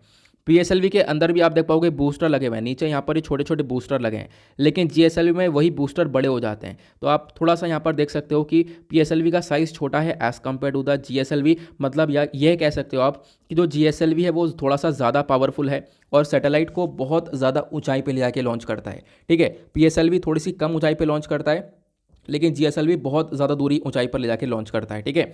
और PSLV की फुल फॉर्म क्या है, यह है polar satellite launch vehicle. GSLV की फुल फॉर्म है जियो सिंक्रोनस सैटेलाइट लॉन्च व्हीकल। यहीं पर काम खत्म हो जाएगा। कैसे, आपको समझना यह है, पोलर सैटेलाइट लॉन्च व्हीकल का मतलब यह है ये पोलर ऑर्बिट पर सैटेलाइट को लॉन्च करता है, और जियो सिंक्रोनस सैटेलाइट लॉन्च व्हीकल का मतलब यह है ये जियो सिंक्रोनस ऑर्बिट के ऊपर सैटेलाइट को लॉन्च करता है। चलो मैं आप लोगों को यहाँ पर वो भी बताता हूँ कि ये ऑर्बिट होते क्या हैं। यहाँ पर ये ऑर्बिट देखो, जो पोलर ऑर्बिट होता है यानी कि जो हमारे नॉर्थ पोल साउथ पोल के ऊपर ऑर्बिट्स देखने को मिलते हैं, इस ऑर्बिट पर जब यहाँ पर सैटेलाइट को लॉन्च करेंगे तो यहाँ पर वो PSLV के माध्यम से करेंगे, क्योंकि वो पोलर सैटेलाइट लॉन्च व्हीकल है और पोलर ऑर्बिट के ऊपर लॉन्च करता है। पोलर ऑर्बिट कौन से हो गए, नॉर्थ और साउथ पोल वाले ऑर्बिट, ठीक है। देखो यहाँ पे सैटेलाइट को लॉन्च किया गया, क्लियर हुआ। और जो जियो सिंक्रोनस होता है, जियो सिंक्रोनस बहुत दूर होता है, ये जियो स्टेशनरी ऑर्बिट के ऊपर लॉन्च करता है। जियो स्टेशनरी ऑर्बिट बहुत ज़्यादा दूर होता है, अर्थ से लगभग यहाँ पर 36,000 किलोमीटर्स के आसपास आप देख पाओगे दूरी पर आपको ये जियो सिंक्रोनस ऑर्बिट देखने को मिलता है। और यहाँ पर आप कह सकते हो कि ऐसे इसको लॉन्च किया जाता है। अब जैसे मान लो इंडिया ने एक जियो सिंक्रोनस सैटेलाइट को लॉन्च किया, ठीक है। अब हम लोगों ने GSLV से एक सैटेलाइट को लॉन्च किया। अब मान लो यहाँ पर हमने जैसे यहाँ पर एक सैटेलाइट को लॉन्च किया, तो ये हम लोग क्यों कर रहे हैं, ये हम लोग इसलिए कर रहे हैं ताकि हम लोग, मान लो हमने इंडिया के लिए किया था इस सैटेलाइट को लॉन्च, तो हम लोग क्या करेंगे, एक सैटेलाइट को लॉन्च करेंगे जो कि यहाँ पर क्या करेगा, इंडिया के ऊपर अच्छे से फोकस कर पाएगा। मान लो यहाँ पर इंडिया का मैप है और मतलब इंडिया है पूरा, इंडिया के ऊपर यहाँ पर निगरानी रख रहा है, ठीक है, ये सैटेलाइट। अब आप कहोगे सैटेलाइट तो यहीं रह गया, पृथ्वी तो धीरे धीरे घूम रही है, तो इसी वजह से इसको इतनी दूरी पर लॉन्च किया है कि पृथ्वी जैसे जैसे यहाँ पर टर्न करेगी, जैसे जैसे घूमेगी, ठीक है, वैसे वैसे यहाँ पर सैटेलाइट भी घूमता रहेगा। मतलब सैटेलाइट की जो निगरानी है वो यहाँ पर इंडिया के ऊपर रहने वाली है हमेशा। ऐसे यहाँ पे पृथ्वी यहाँ पे पहुँचेगी, सैटेलाइट यहाँ पे पहुँच जाएगा, इसी वजह से इसको इतनी दूरी पर लॉन्च किया गया है, ठीक है। आई होप आप लोग यहाँ पर जियो स्टेशनरी ऑर्बिट के बारे में समझ गए। मतलब इतना काफ़ी है समझने के लिए PSLV GSLV का डिफरेंस, क्योंकि बहुत सारे लोग बोलते हैं कि हमें बीच में इनके डिफरेंस नहीं क्लियर है। तो आई होप आप लोग आज इसको क्लियर कर गए होंगे। देन फिर इसी आर्टिकल में इसरो के कुछ मेजर सैटेलाइट्स के बारे में बताया गया है कि पिछले साल यहाँ पर अलग अलग सैटेलाइट्स को लॉन्च किया है इसरो ने, ठीक है। अगर हम लोग बात करें पिछले साल फरवरी में अमेजोनिया सैटेलाइट को लॉन्च किया था। अमेजोन की ऊपर नज़र रख लिया। अमेजोन क्या है, अमेजोन यहाँ पर एक जंगल है ब्राज़ील के अंदर, तो ब्राज़ील की ये सैटेलाइट थी। उसके बाद इसरो ने यहाँ पर अर्थ ऑब्जर्वेशन सैटेलाइट 3 को भी लॉन्च किया है पिछले साल अगस्त के महीने में। यहाँ पर अर्थ ऑब्जर्वेशन सैटेलाइट का मतलब है जो कि अर्थ के ऊपर एक निगरानी रखे, अर्थ को ऑब्जर्व करते रहे, अर्थ को ऑब्जर्व कर करके हमारे पास डेटा देता रहे, ठीक है। तो ये आप देख पाओगे, ये यहाँ पर इन्फॉर्मेशन प्रोवाइडेड है। मैंने आपको सारी बातें एक एक जो भी इंपॉर्टेंट चीज़ें मैंने बता दी हैं, क्योंकि ये आर्टिकल आने वाले टाइम पे चर्चा में रहेगा, तो इसी वजह से मैंने आप लोगों को बता दिया कि चंद्रयान 3 और चंद्रयान 2 के अंदर क्या डिफरेंस था। तो यहाँ पर एक बार फिर से रिकैप लेते हैं। चंद्रयान 2 के अंदर हम लोगों ने 3 चीज़ें भेजी थी, ऑर्बिटर, लैंडर, रोवर। लेकिन चंद्रयान 2 के अंदर हम लोग चंद्रयान 3 के अंदर हम लोग ऑर्बिटर नहीं भेजेंगे, सिर्फ और सिर्फ लैंडर और रोवर रहने वाला है। आगे बढ़ते हैं। उसका सेम ही पेज के ऊपर एक छोटा सा आर्टिकल है। हुआ क्या, WHO की साइट पर हमने देखा जो इंडिया का मैप है वो विदाउट जम्मू एंड कश्मीर का है, ऐसा यहाँ पर MPs का कहना है। ठीक है। तृणमूल कांग्रेस के एमपी हैं, कुछ सर्च वगैरह कर रहे थे। अब इन्होंने सर्च वगैरह करा, कुछ कोविड-19 के बारे में सर्च कर रहे होंगे, तो WHO की कोविड-19 की वेबसाइट पर ये गए। अब जैसे यहाँ पर वो वेबसाइट पर गए तो ये मैप देखते हैं इंडिया का। अब इंडिया का मैप देखा तो उसमें से जम्मू एंड कश्मीर वाला रीजन इंडिया के अंदर दिखाई नहीं गया। तो ऐसे यहाँ पर कंसर्न देखने को मिल जाता है। और बहुत सारे मैप आप लोगों को भी पता होगा, मतलब गूगल पर प्रेजेंट हैं, जो कि एकदम मतलब रॉन्ग मैप हैं। ठीक है, वहाँ पर POK वाला रीजन जो है वो एक तरीके से पाकिस्तान के अंदर दिखा दिया जाता है। तो ऐसे मैप यहाँ पर दिखाए जाते हैं। तो आप लोग यहाँ पर मेक श्योर करना कि कभी भी गलत मैप का यूज़ मत करना। ठीक है, तो सिर्फ और सिर्फ इसलिए यहाँ पर आर्टिकल को मैं बता रहा हूँ कि आप लोग यहाँ पर ध्यान रखना, क्योंकि बहुत सारे लोग यहाँ पर उसी मैप को देख लेते हैं। क्या होता है ना, बहुत सारे हम लोग नए नए होते हैं, नए नए जब तैयारी करते हैं, जो कि यहाँ पे बहुत सारे लोग बिगिनर देखने को मिलेंगे, तो होता क्या है, वो उसी मैप को समझ लेते हैं और वो जो POK वाला रीजन है वो ऐसे यहाँ पे ड्रॉ करना चालू कर देते हैं।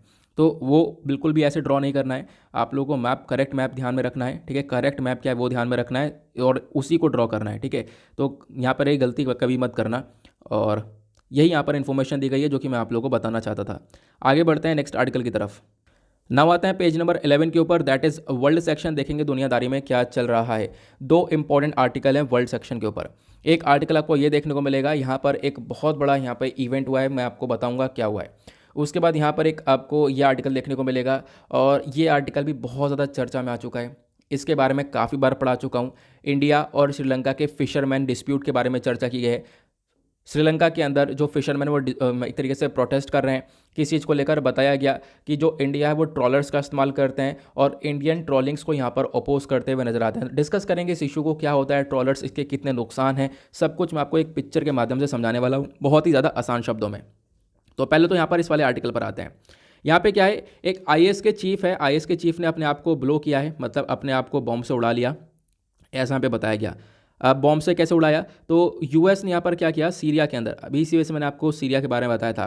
ठीक है, नॉर्थ वेस्टर्न सीरिया की बात हो रही है। मान लो सीरिया का मैप ये हुआ और सीरिया का जो नदन वाला रीजन है, ऊपर वाला साइड है, वहाँ पर एक घर है और उस घर के अंदर ये IS का चीफ देखने को मिला था। इसका नाम है अबू इब्राहिम अल हाशमी अल कुरैशी करके ये नाम है। अब ये कुरैशी उसी घर के अंदर था और इसी कुरैशी के साथ यहाँ पर 4 वीमेन थी और कुछ बच्चे थे। ठीक है, बोला जाता है 4 वीमेन इसकी वाइफ थी।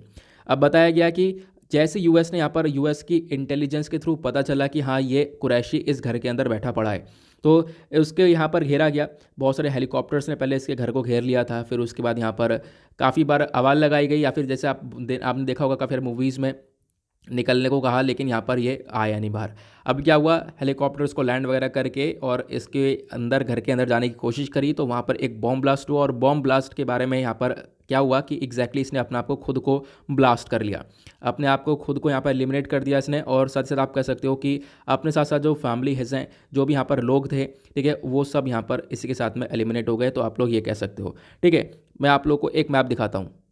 ये वाला जो पिक्चर है आज के अखबार के फ्रंट पेज पर है। यहाँ पे आप देख पाओगे ये घर है, क्या हालत यहाँ पे हुई है। ठीक है, काफ़ी पहली बात यहाँ पर मिसाइल वगैरह दागी गई थी और निकलने को बोला गया था। अब जब ये नहीं निकला तो उसके बाद जब देखा गया तो इसने अपने आप को ब्लास्ट किया, और यही यहाँ पर आपको एक घर देखने को मिला जिसने अपने आप को खुद ब्लो कर लिया। ठीक है, अपने आप को बॉम्ब कर लिया। ठीक है, तो ये फ्रंट पेज पर आर्टिकल था, फ्रंट पेज पे ये पिक्चर था। तो मैंने सोचा आपको मैं वर्ल्ड पेज पर आऊँगा तभी मैं आपको बताऊँगा इसके बारे में। नाउ आई होप इसके बारे में आप लोग समझ गए होंगे, लेकिन अभी इसमें और भी बहुत सारी बातें हैं। हुआ क्या, अब जो बाइडन ने क्या करा, इन्हीं सब चीज़ों के बाद में, जैसे यहाँ पर ये पूरा का पूरा इंसिडेंट हो चुका था, जो बाइडन ने एक ट्वीट किया और ट्वीट करने के बाद बोला कि देखो मेरे ही कहने के ऊपर, last night at my direction. ठीक है, यहाँ पर आप देख पाओगे इस ट्वीट के बारे में मेंशन्ड है कि जो US के मिलिट्री फोर्सेज है उन्होंने सक्सेसफुली एक काउंटर टेररिज्म ऑपरेशन को रखा और बहुत ज़्यादा बहादुरता से एक जो ये अल कुरैशी है इसको मार डाला। एक तरीके से इसने अपने को खुद को एक तरीके से बॉम्बिंग कर ली। और बताया ये गया कि देखो इनका जो खतरा है इसका आपको पता है कितना ज़्यादा देखने को मिलता है। प्लस उसके बाद एक चीज़ और यहाँ पे बताई गई है, जो बाइडन ने यहाँ पर अल कुरैशी को यहाँ पर एक तरीके से एलिमिनेट किया। और उसके बाद जो डोनाल्ड ट्रंप थे, डोनाल्ड ट्रंप ने भी यहाँ पर एक तरीके से एक IS का चीफ हुआ करता था जिसका नाम था यहाँ पर अबू बकर अल बगदादी करके, यहाँ पर आपको ये नाम देखने को मिलेगा। ठीक है, यह मेंशन किया गया है, इसी कुरैशी का प्रेडेसेसर है। कुरैशी से पहले यहाँ पर IS का चीफ कौन हुआ करता था, अबू बकर अल बगदादी।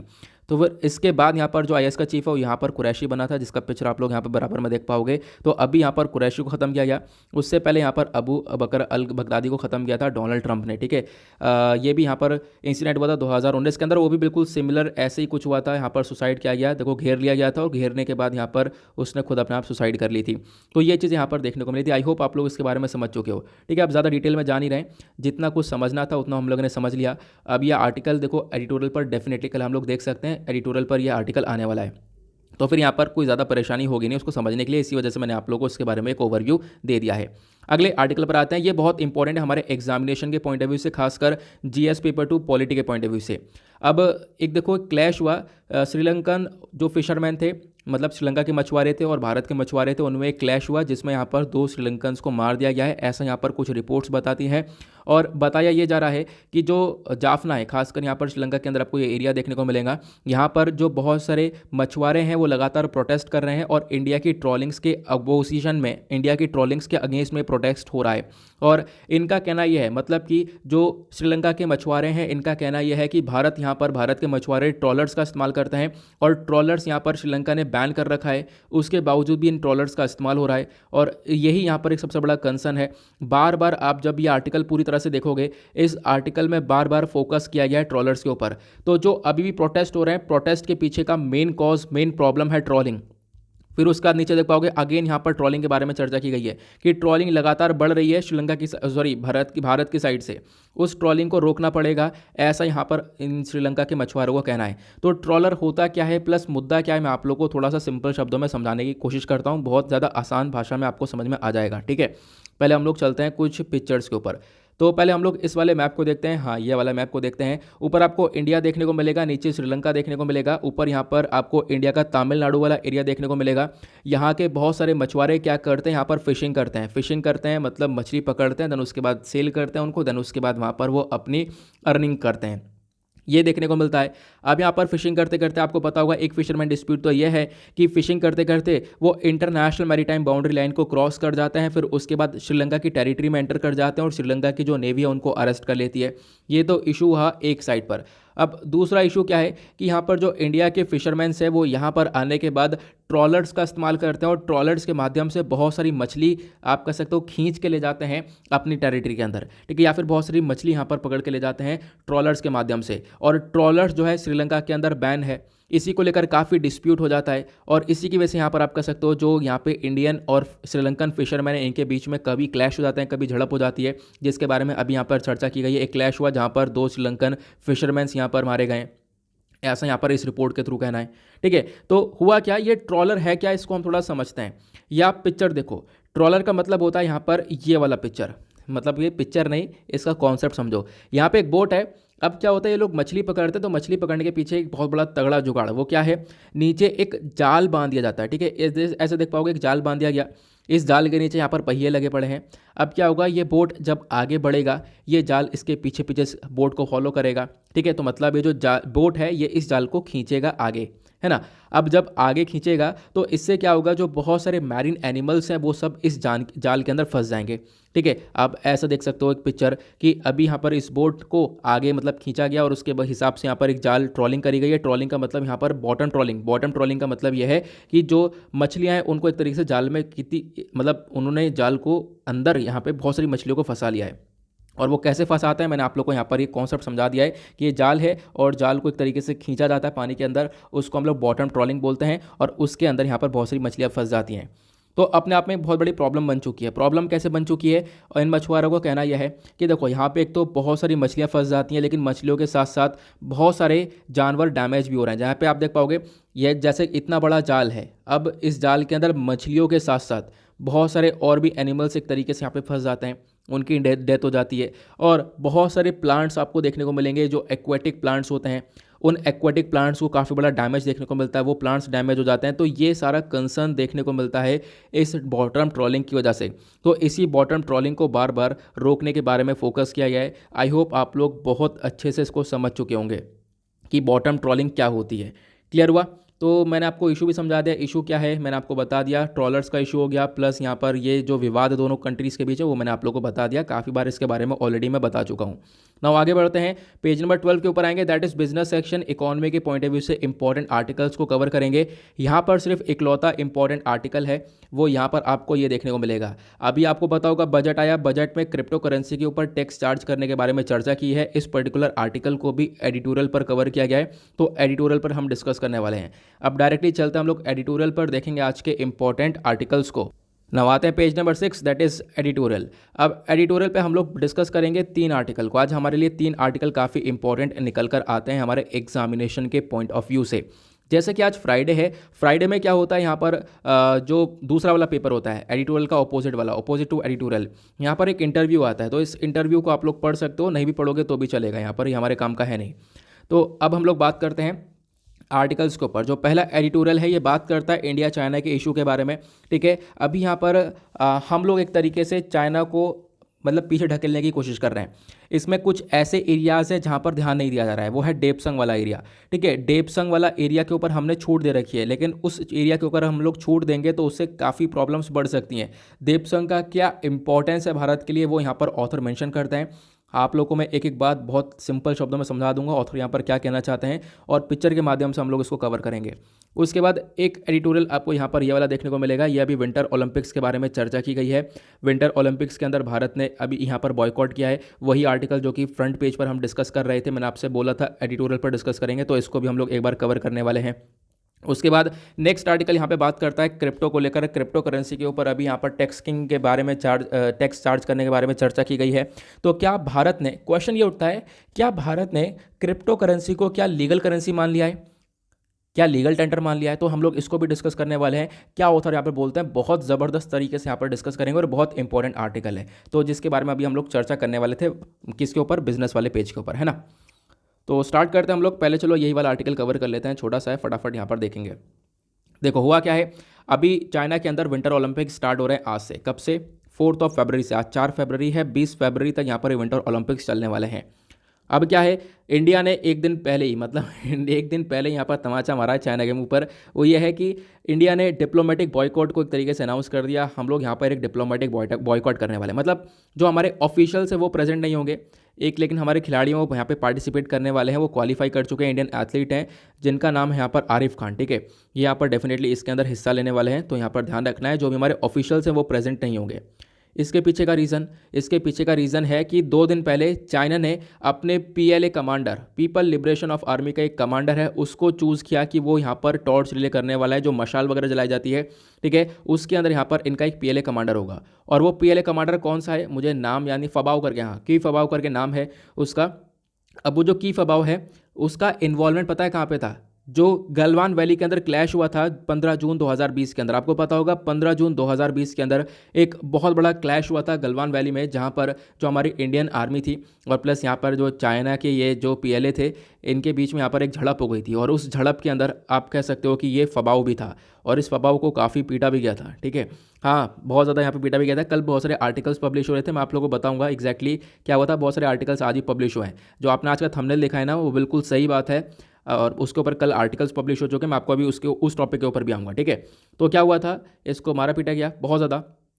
अब क्या हुआ कि चाइना जो है इसको फबाओ को लेकर आता है आगे, और फबाओ को लेकर आगे यहाँ पर दिखाना चाहता है कि हाँ चाइना ने कितना ज़्यादा यहाँ पर, आप कह सकते हो चाइना की मिलिट्री ने कितना ज़्यादा यहाँ पर चाइना की मिलिट्री ने यहाँ पर कितना कुछ किया है, प्लस चाइना यहाँ पर इस फबाओ को ऑनर करना चाहता है, इसको ऑनर देना, एक मिलिट्री ऑनर देना चाहता है कि ये यहाँ पर पूरे ओलंपिक्स को स्टार्ट करे, ओलंपिक्स के यहाँ पर मशाल के साथ यहाँ पर ये शुरुआत करे। तो ये सारी चीज़ें यहाँ पर मेंशन की गई, ठीक है। लेकिन जैसे ही हम लोग को पता चलता है कि भाई यहाँ पर चाइना के थ्रू तो ये कर दिया गया कि टॉर्च रिले के अंदर ये PLA कमांडर को पार्टिसिपेट कर रहे हैं, हम लोगों ने तो बिल्कुल मतलब समझ लिया था कि आप देखो एक स्टेप उठाने के लिए, अब एक कदम उठाने के लिए हम लोग को आगे बढ़ना पड़ेगा।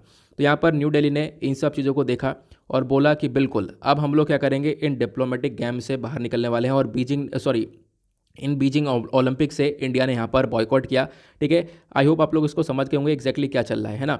और देखो अगर हम लोग बात करें, हम लोग पहले ही ज्वाइन कर चुके थे, हमने रशिया को ज्वाइन कर लिया था, हम लोग इन गेम्स को सपोर्ट कर रहे थे, रशिया इंडिया दोनों मिलकर यहाँ पर चाइना के इन विंटर ओलंपिक्स को सपोर्ट कर रहे थे। लेकिन अब यहाँ पर हम लोग इन ओलंपिक्स को सपोर्ट करने वाले नहीं हैं, ठीक है।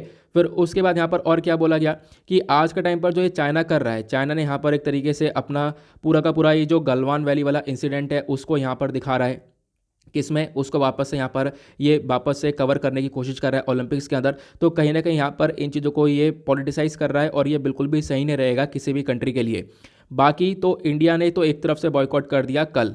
अब क्या हुआ, अगर हम लोग बात करें यूएस हो गया, यूएस के साथ साथ और भी वेस्टर्न कंट्रीज़ हो गई, उन्होंने भी यहाँ पर ऐसा ही बॉयकॉट करा है। ठीक है, उन्होंने भी यहाँ पर चाइना के जो विंटर ओलंपिक्स हैं इनका बहुत पहले ही बॉयकॉट कर दिया था। और ये क्यों किया था, क्योंकि यहाँ पर इन कंट्रीज़ का कहना यह है कि जो चाइना है, चाइना के अंदर जो जिंजियांग वाला रीजन है, यहाँ पर उइगुर मुस्लिम्स के ऊपर बहुत ज़्यादा अत्याचार करता है, चाइना उनका जीनोसाइड कर रहा है। तो ये यहाँ पर एग्जैक्टली आप कह सकते हो कि इन कंट्रीज़ का कहना रहा। इसी की वजह से यहाँ पर क्या हुआ कि इन कंट्रीज़ ने भी एक तरीके से बॉयकॉट किया। तो आज के टाइम पर टोटल 17 कंट्रीज़ हैं, टोटल कितनी है 17 कंट्रीज़ जो कि चाइना के इन विंटर ओलंपिक्स को बॉयकॉट कर चुकी हैं। तो आपका क्वेश्चन होगा क्या चाइना इसके रिस्पॉन्स में कुछ नहीं करेगा? तो चाइना ऑलरेडी यहाँ पर काफ़ी सारी चीज़ें बोल चुका है, काफ़ी स्टेटमेंट दे चुका है ऑफिशियली, जो कि ग्लोबल टाइम्स जो कि चाइना का न्यूज़पेपर है उन्होंने ये सारी बातें कवर कर रखी हैं। वो यहाँ पर क्या है कि चाइना ने बोला है डेफिनेटली यहाँ पर जिन जिन कंट्री ने हमारे ओलंपिक्स को बॉयकॉट किया है उनको यहाँ पर इसके रिगार्डिंग पे करना होगा। तो अगेन आने वाले टाइम पर हम लोग देख पाएंगे इंडिया और चाइना के बीच में कुछ रिलेशंस और ज़्यादा यहाँ पर इनके बीच में तनाव बनता हुआ नजर आए। वो आगे की बात है, फिलहाल अभी क्या हुआ है ये हम लोगों ने इसके बारे में जान लिया। ठीक है, अब इस आर्टिकल में एक और बहुत इंपॉर्टेंट बात आ जाती है, विंटर ओलंपिक्स के बारे में हमने काफ़ी डिस्कशन किया। तो विंटर ओलंपिक्स क्या है मैं आप लोगों को बता देता हूं, क्योंकि स्पोर्ट्स का सेक्शन भी हमारे लिए थोड़ा बहुत यहाँ पर महत्व रखने लगा है। ठीक है, अब यह नहीं कि सारे आर्टिकल कवर करो, अब जैसे कि विंटर ओलंपिक्स के बारे में चर्चा की गई तो इसके बारे में जान लेना, प्रीलिम्स के पॉइंट ऑफ व्यू से इंपॉर्टेंट हो सकता है। विंटर ओलंपिक्स यहाँ पर एक कॉम्पिटिशन ऑफ द स्पोर्ट है। यहाँ पर आप कह सकते हो नाम से पता चल रहा है विंटर है, तो आइस यानी बर्फ या स्नो में ये स्पोर्ट्स प्ले किए जाते हैं, बिल्कुल ऐसा ही है। और यहाँ पर आप कह सकते हो हर 4 साल में यहाँ पर ये स्पोर्ट्स देखने को मिलता है। दुनिया भर में इसकी दुनिया भर से यहाँ पर जो पार्टिसिपेंट्स हैं वो आते हैं। यहाँ पे ice skating, ice hockey, skiing, उसके बाद यहाँ पर फिगर स्केटिंग, ये सारे स्पोर्ट्स प्ले करवाए जाते हैं। ठीक है, जो फर्स्ट विंटर ओलंपिक्स है वो हुआ था 1924 में। कहाँ पर ये हुआ था? कैमोनिक्स में, ये फ्रांस के अंदर है। तो पहला विंटर ओलंपिक्स कब हुआ था? 1924 में, कैमोनिक्स में, फ्रांस में। तो यहाँ पर ये जरूर ध्यान रखना कहाँ पर हुआ था। ठीक है, आपसे प्रीलिम्स में डेफिनेटली कुछ फैक्चुअल बेस्ड क्वेश्चन बन सकते हैं, जैसे कि अब की बार भी बन गए थे।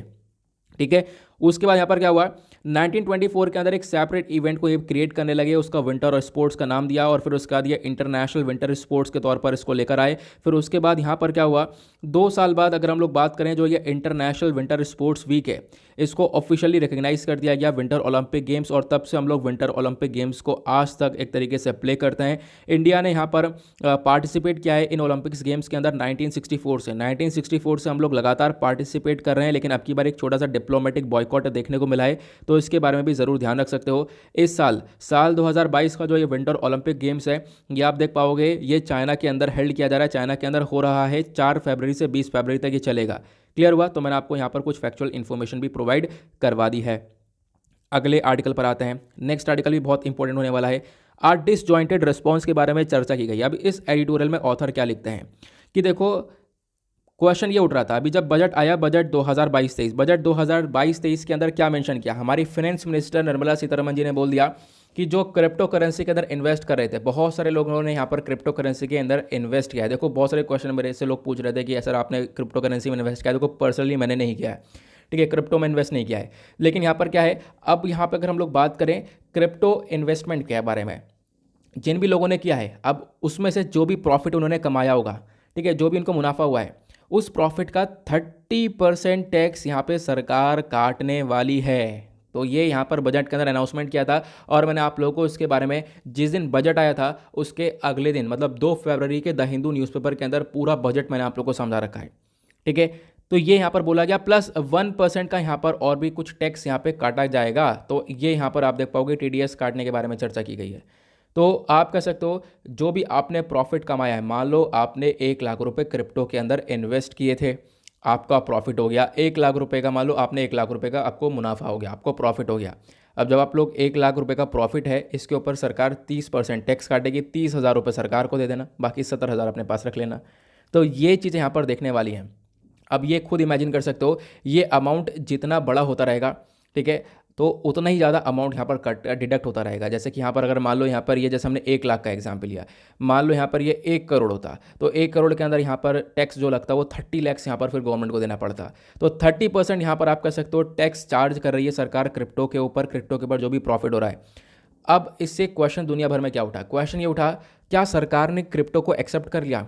क्योंकि रिसेंटली तो काफ़ी सारे आर्टिकल्स चर्चा ये कर रहे थे कि हम लोग क्रिप्टो करेंसी को एक्सेप्ट नहीं कर रहे हैं। ठीक है, अब तो क्या हम लोगों ने क्रिप्टो करेंसी को एक्सेप्ट कर लिया? तो ऐसा नहीं है। अब सरकार ने यहाँ पर एक वर्ड प्ले खेल दिया। वर्ड प्ले क्या है? देखो यहाँ पर इसको क्रिप्टो करेंसी ना कहकर इसको डिजिटल एसेट बोला गया है। अब ये क्या है, मैं आप लोगों को थोड़ा सा अच्छी भाषा में, आसान भाषा में समझाता हूँ, जो कि इस एडिटोरियल के अंदर चर्चा की गई है। इस आर्टिकल को आप कैसे रिलेट कर सकते हो? जीएस पेपर 3 से रिलेट कर सकते हो। आपके सिलेबस के अंदर कुछ टॉपिक्स हैं IT and computer mobilisation of resources का। तो हाल ही में क्या हुआ, मैंने आप लोगों को बता दिया, इसमें 30% आपका टैक्स काटा जाएगा और एडिशनली यहाँ पर जो टीडीएस होता है, टैक्स रिडक्शन एट सोर्स, वो भी यहाँ पर चार्ज किया जाएगा। ये मैंने आप लोगों को बता दिया। अब सरकार ने बोला देखो, अगर हम लोग करेंसी बोल देते तो इसका मतलब तो ये था कि हाँ, इंडियन ने, मतलब भारत ने एक तरीके से क्रिप्टो करेंसी को एक्सेप्ट कर लिया है। तो इसी वजह से सरकार ने बोला हम इसको करेंसी बोल ही नहीं रहे हैं, हम इसको बोल रहे हैं वर्चुअल डिजिटल एसेट। एसेट क्या होता है? वही लैंड, बिल्डिंग, कोई भी सामान है जिसको मैं बेच कर, मेरी जो भी संपत्ति है, ठीक है, उससे मैं बेच कर पैसा ले सकता हूँ, है ना, वो सब एसेट हुआ। लेकिन यहाँ पर बोला गया क्रिप्टो करेंसी को ये एक डिजिटल, एक तरीके से वर्चुअल डिजिटल एसेट है। ठीक है, वर्चुअल डिजिटल एसेट है, प्रेजेंट है, उसको बेच के यहाँ पर आप लोग पैसा ले लोगे। क्लियर हुआ? तो यहाँ पर इसको वर्चुअल डिजिटल एसेट के तौर पर अनाउंस किया गया और बोला कि बिल्कुल देखो, करेंसी तो नहीं है, ये इंडियन करेंसी नहीं है, कोई फॉरेन करेंसी नहीं है, लेकिन डेफिनेटली एक एसेट है और इसके ऊपर सरकार टैक्स काटेगी। ये यहाँ पर गवर्नमेंट के थ्रू कहना हुआ। अब इसके पीछे का लॉजिक क्या था? लॉजिक ये था कि जो वर्चुअल डिजिटल एसेट है ये बहुत ज़्यादा पॉपुलर हुआ, पिछले कुछ टाइम पे बहुत पॉपुलर हुआ, बहुत सारा पैसा इंडिया से इन्वेस्ट किया जा रहा था। और आपको पता होगा पिछले साल हमने कितना सारा डिस्कशन किया है कि पार्लियामेंट के अंदर पिछले जो सेशन हुआ था उसके अंदर यहाँ पर बातचीत की गई थी कि हम लोग जो क्रिप्टो करेंसी उसको रेगुलेट करेंगे। इसको लेकर बहुत सारे आर्टिकल्स पब्लिश हुए, है ना, बहुत ज़्यादा पॉपुलैरिटी यहाँ पर डिजिटल करेंसी ने यहाँ पर पा ली थी खासकर। तो इसी वजह से बोला गया कि हम लोगों को अब इसके ऊपर एक टैक्स चार्ज करना पड़ेगा। और एग्जैक्टली आप कह सकते हो कि पिछले 2 दिनों में बहुत सारे आर्टिकल्स और भी पब्लिश हो चुके हैं कि सरकार का एक तरीके से कोशिश थी ये कि हम लोग क्रिप्टो करेंसी के ऊपर रोक लगाएं। तो क्रिप्टो करेंसी के ऊपर रोक लगाने का एक बहुत बेहतरीन तरीका ये मिल चुका है कि भाई आपने जितना भी प्रॉफिट कमाया 30% सरकार लेगी। तो अब यहाँ पर लोग इसके अंदर इन्वेस्ट करना कम कर देंगे। क्लियर हुआ? अब एक क्वेश्चन ये आता है कि सर वर्चुअल डिजिटल एसेट तो समझ में आ गया, लेकिन ये बताओ वर्चुअल डिजिटल एसेट और डिजिटल करेंसी के बीच में डिफरेंस क्या होगा? देखो, जो डिजिटल करेंसी है वो अलग है। अब आप कहोगे डिजिटल करेंसी तो वही है, नहीं। सरकार ने देखो क्या क्या है, देखो डिजिटल करेंसी एक अलग करेंसी है और वर्चुअल डिजिटल एसेट अलग है। जब हम लोग क्रिप्टो करेंसी के बारे में बात करते हैं, क्रिप्टो करेंसी जैसे बिटकॉइन, इथेरियम, कोई भी हो गया, ठीक है, तो वो हमारा डिजिटल एसेट कहलाएगा, ऐसा गवर्नमेंट ने बोला। डिजिटल करेंसी कुछ और करेंसी होगी, जो करेंसी बेसिकली नोट के फॉर्म में होती है। आपको पता होगा हमारे यहाँ पर जो भी नोट है, 2000 का नोट है, 500 का नोट है, वो सब यहाँ पर नोट के फॉर्म में, वो हमारी इंडियन करेंसी है। डिजिटल करेंसी वो होगी जो कि सरकार लेकर आएगी। ठीक है, हमारी आरबीआई डिजिटल करेंसी भी लेकर आनी है, हमारे बजट में मेंशन्ड है। डिजिटल करेंसी क्या होगी? जो कि हमारी गवर्नमेंट लेकर आएगी। तो यहाँ पर करेंसी वर्ड है, ठीक है, तो आपको ध्यान रखना है। ये डिजिटल करेंसी नहीं है। सरकार ने बोला ये जो क्रिप्टो करेंसी है डिजिटल एसेट है, इस एसेट को बेचकर लोग पैसा कमा रहे हैं, इस एसेट के अंदर इन्वेस्ट कर रहे हैं, तो अब इस एसेट के ऊपर सरकार टैक्स काट सकती है। ठीक है, और साथ ही साथ हमारी फाइनेंस मिनिस्टर ने मेंशन भी कर दिया है कि हम लोग भी आने वाले टाइम पर जो हमारी RBI, reserve bank of India, वो डिजिटल रूपी लेके आने वाला है, वो डिजिटल करेंसी लेकर आएगा। ठीक है, करेंसी मतलब देखो पैसा तो रहेगा, वो प्रिंटेड फॉर्म में नहीं रहेगा, वो नोट के फॉर्म में नहीं रहेगा, वो वॉलेट के अंदर रहेगा। लोगों के एक तरीके से जो भी आप कह सकते हो, फ़ोन पे वगैरह जो भी चलाते हो, उनके माध्यम से यहाँ पर ये एक तरीके से डिजिटल करेंसी आगे टर्न करने वाली है। क्लियर हुआ? तो बेसिकली यहाँ पर ऑथर का कहना यह है कि गवर्नमेंट ने, अगर आप लोग सोच रहे हो कि गवर्नमेंट ने उसको फुल्ली लेजिट कर दिया, तो ऐसा नहीं है। इस टैक्स को लगाने का मेन पर्पज़ ये था कि सरकार पहले भी इसको रोकना चाहती थी, पहले काफ़ी लंबे समय से रोकने की कोशिश की है, तो नाउ फाइनली 30% का टैक्स लगा के अब कहीं ना कहीं क्रिप्टो करेंसी के ऊपर काफ़ी भारी भरकम रोक देखने को मिल सकती है। ठीक है, आई होप आप लोग को ये पूरा आर्टिकल काफ़ी बेहतरीन तरीके से समझ में आ चुका है। हालांकि इसमें काफ़ी सारे कंसर्न भी हो सकते हैं। अब देखना चाहिए, इसके ऊपर काफ़ी सारे एडिटोरियल पब्लिश होते रहेंगे आने वाले टाइम पर कि इसका कोई ना कोई सॉल्यूशन निकल जाएगा, कोई घोटाला हो जाएगा, तो वो सारी बातें आगे होती रहेंगी। आगे आते हैं अगले आर्टिकल की तरफ। नेक्स्ट आर्टिकल है यहाँ पर इंडिया चाइना के बारे में। अ border move that will only bolster China. यहाँ पर ऑथर क्या मेंशन करते हैं? ठीक है, अब ऑथर कौन है? यहाँ पर सुशांत सिंह इनका नाम है। अगर हम लोग इनके बारे में बात करें तो ये एक सीनियर फेलो हैं at the centre for policy research के अंदर। तो इनका क्या कहना है? इनका कहना यह है कि देखो डिस्प्यूट जो है दोनों कंट्री से काफ़ी बढ़ चुके हैं और खासकर 2020 से तो काफ़ी ज़्यादा बढ़ चुके हैं। अब डिस्प्यूट इतना ज़्यादा बढ़ चुके हैं, उसमें एक जगह है जिसके ऊपर भारत प्रॉपरली ध्यान नहीं दे रहा है, उस जगह के ऊपर ध्यान देना होगा, अदरवाइज़ यहाँ पर चाइना उसको भी कब्जा लेगा और कहेगा भारत की टेरिटरी है नहीं। तो उसको लेकर यहाँ पर इस आर्टिकल में ऑथर ने मेंशन किया है। तो ऑथर ने यहाँ पर क्या क्या मेंशन किया, अगर हम लोग 1962 1962 की वॉर के बाद, ठीक है, जो साइनो इंडिया वॉर हुई थी, इस वॉर के बाद अगर हम लोग बात करें तो देखो इंडियन आर्मी की जो भी महत्व, मतलब इस वॉर के अंदर बहुत सारी मतलब बॉडीज़ थी, ठीक है, इंडियन आर्मी की, तो उन बॉडीज़ को लेकर बहुत सारी प्रॉब्लम्स हुई थी। प्रॉब्लम्स क्या होती है मैं आपको बताता हूँ, जो कि ऑथर ने यहाँ पर मेंशन किया है। ऑथर ने यहाँ पर बोला लगभग 190 इंडियन सोल्जर की बॉडीज़ यहाँ पर देखने को मिली थी, ठीक है, जो कि यहाँ पर एक तरीके से फैली हुई थी चाइना के पास में, मतलब वो लद्दाख वाला रीजन जिसको चाइना क्लेम करता है, ठीक है, ऐसे यहाँ पर ये बोलते हैं कि वहाँ पर बहुत सारी बॉडीज़ थी। अब हम लोगों ने कोशिश की उसको कलेक्ट करने की, लेकिन क्या हुआ, चाइना ने उसको मना कर दिया, ठीक है, ऐसा आपको ये देखने को मिलेगा। चाइना ने हमारी रिक्वेस्ट को डाउन कर दिया है, चाइना ने यहाँ पर मतलब कि हम लोग को बोला ही नहीं कि एक तरीके से हम लोग उसको कलेक्ट करें, ये आप देख पाओगे। और यहाँ पे बोला कि कोई ज़रूरत नहीं है, कि मतलब इंडिया से बोला कोई ज़रूरत नहीं आने की इन डिस्प्यूटेड एरियाज़ के अंदर, वरना डिस्प्यूट और ज़्यादा बढ़ेगा। तो ये यहाँ पर चाइना के थ्रू दिखाया गया ये सारी बातें, मतलब ये बातें बताई जा रही हैं, मतलब यार कि पढ़ के भी कितना वो लग रहा है ना, कि चाइना के थ्रू ये हरकतें करके गई थी उसके वजह से। और फिर उसके बाद तो एक इंसिडेंट ऐसा भी हुआ है कि यहाँ पर अगर हम लोग बात करें, जो पीपल लिबरेशन आर्मी है, ठीक है, इन्होंने यहाँ पर क्या किया, जो भी हमारे इंडियन सोल्जर्स थे, इनकी लगभग 5 इंडियन सोल्जर्स थे, उनकी बॉडीज़ को यहाँ पे बरी कर दिया।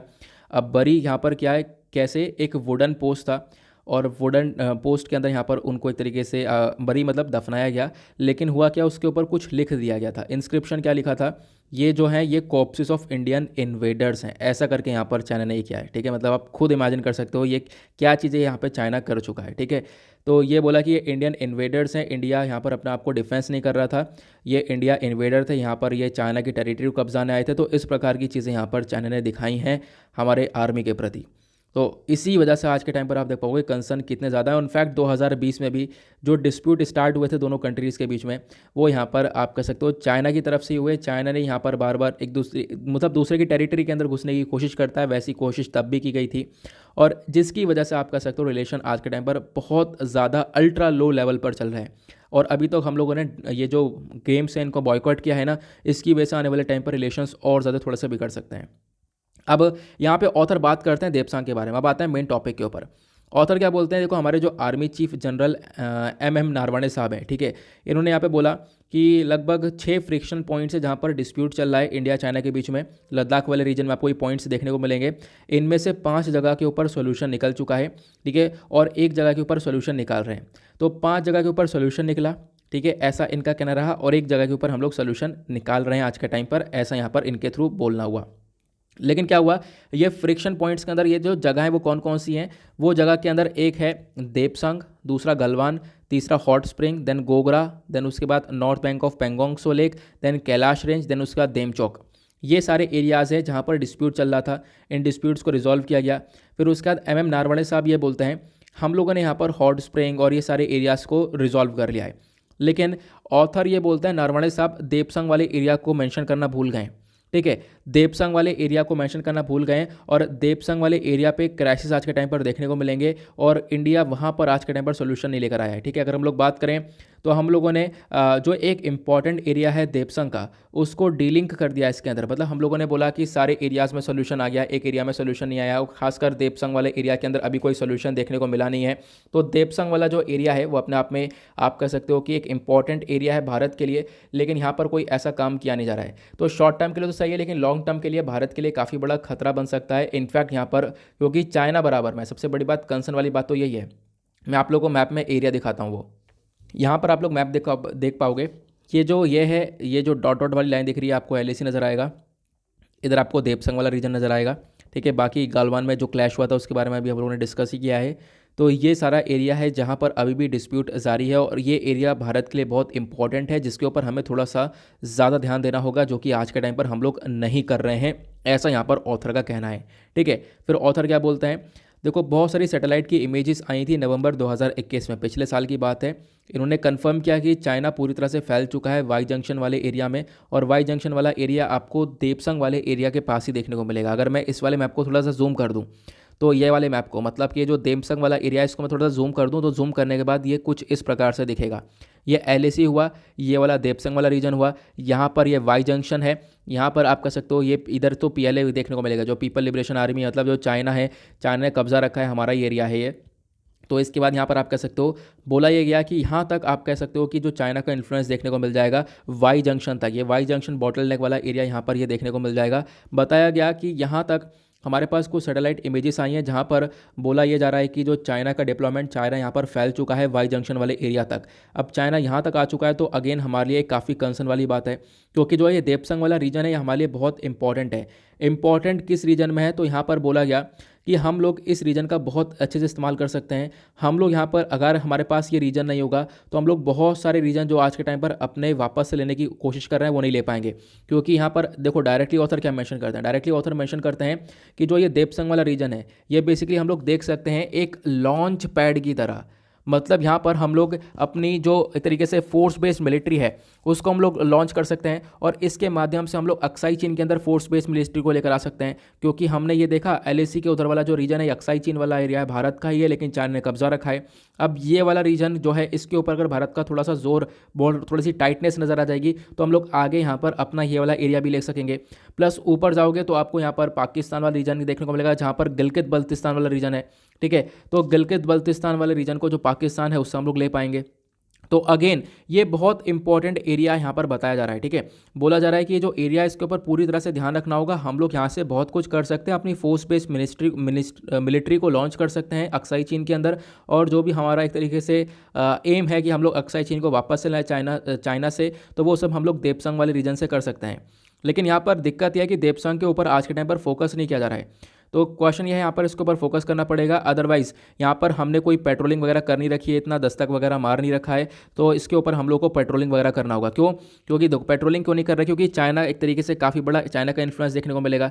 इसकी वजह से चाइना की वजह से हम लोग यहाँ पर इतनी ज़्यादा पेट्रोलिंग कर नहीं पा रहे हैं, और महीने में एक बार पेट्रोलिंग हो जाती है, तो ऐसा देखने को मिलता है। तो इससे हो क्या सकता है, इससे ये हो सकता है, एट द लास्ट ऑथर बोलते हैं कि जो चाइना है, चाइना अपनी तरफ से कंफर्म कर सकता है और चाइना बोल सकता है कि जो इंडिया है, इंडिया यहाँ पे कभी दस्तक नहीं मारता और ये एरिया खाली पड़ा रहता है, और उसके बाद यहाँ पर मतलब इंडिया का कोई क्लेम ही नहीं है।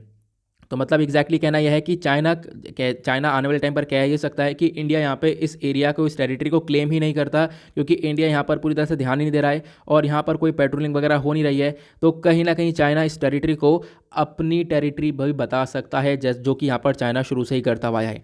तो फोकस है कि हम लोग इसके ऊपर थोड़ा सा ध्यान दें, और देपसंग वाले रीजन का जो इंपॉर्टेंस है वो बहुत ज़्यादा है, इसके ऊपर फोकस करना हम लोग को पड़ेगा, ऐसा यहाँ पर ऑथर मेंशन करते हैं। आई होप आप लोग को एक एक बात बहुत अच्छे से क्लियर हो चुकी है। इस एडिटोरियल का निचोड़ तो एटलीस्ट आप लोगों को पता चल चुका है, क्योंकि ज़्यादा डिटेल में जाओगे तो कुछ भी खास ऐसा है नहीं जो कि हम लोग कवर करें, ठीक है। फिलहाल यहाँ पर जो भी बात थी इंपॉर्टेंट वो डायरेक्टली मैंने आपको टू द पॉइंट इस आर्टिकल का बता दिया है।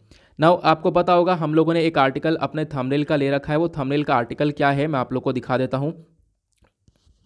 आपने ये वाला आर्टिकल देखा होगा, ठीक है। मैंने थंबनेल को लगा रखा है कि गलवान में जो डिस्प्यूट हुआ था, खासकर जो गलवान वैली के अंदर जो क्लैश हुआ था 15 जून के आसपास, इसको लेकर चाइना जो है यहाँ पर बोलता था हमारे सिर्फ 4 सोल्जर मारे गए हैं, 4 सोल्जर मारे गए हैं, लेकिन ऐसा नहीं है। ऑस्ट्रेलियन रिपोर्ट ने यहाँ पर बताया कि गलवान वैली के अंदर चाइना के बहुत सारे सोल्जर मारे गए हैं, ठीक है। बहुत सारे सोल्जर्स यहाँ पे मारे गए थे, और लगभग डेटा बताता है 40 के आसपास वो सोल्जर्स हैं।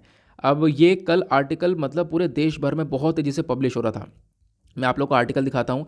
कल यहाँ पर द हिंदू ने भी कवर किया था, पता नहीं हम लोगों ने देखा नहीं, आप देख पाओगे द हिंदू का आर्टिकल है, ठीक है। कल का ये आर्टिकल देखने को मिलेगा। उसके बाद ये इंडियन एक्सप्रेस का आर्टिकल है, ठीक है, ये भी आप लोगों को कल का देखने को मिल जाएगा, ठीक है। तो ये सारी बातें बताई गई हैं। चाइना ने यहाँ पर बहुत ज़्यादा कैजुअलिटीज सफ़र करी हैं इस गलवान क्लैश के अंदर, ऑस्ट्रेलियन पेपर ने बताया।